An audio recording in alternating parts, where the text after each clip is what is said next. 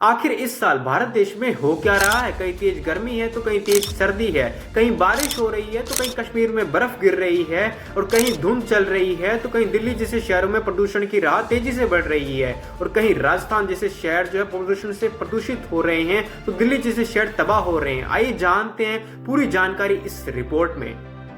भारत के ऐसे कई शहर जहां रहना भी मुश्किल है, उन्हीं में से एक शहर है दिल्ली शहर, जो भारत की राजधानी है, जहां एक्यूआई इंडेक्स 400 पार कर गया है और इसी को देखते हुए सुप्रीम कोर्ट ने जो है फेज 4 को लागू कर दिया गया। आइए जानते हैं ये फेजेस होते क्या है। फेज 1 जो कि 1 से लेकर 300 एक्यूआई इंडेक्स को रैंक करता है, जिसे हम खराब कंडीशन में मानते हैं। एक्यूआई का मतलब यहाँ पर होता है एयर क्वालिटी इंडेक्स। इसके बाद फेज 2 जिसे जो है 300 से लेकर 350 की रैंक दी गई है और ये सबसे खराब माना जाता है। इसके बाद 350 से 400 के बीच में फेज 3 आता है, जिसे हम गंभीर सिचुएशन का नाम देते हैं। इसके बाद एक्यूआई इंडेक्स आता है 400 से 450, जिसे जो सबसे गंभीर सिचुएशन माना जाता है, जो हाल ही में दिल्ली में हो चुकी है।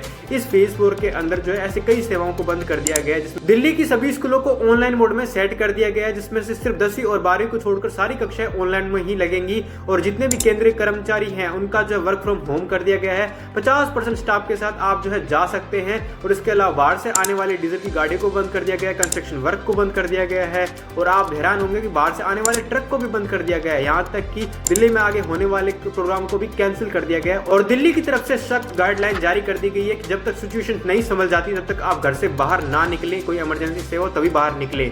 ये है दिल्ली की हालत।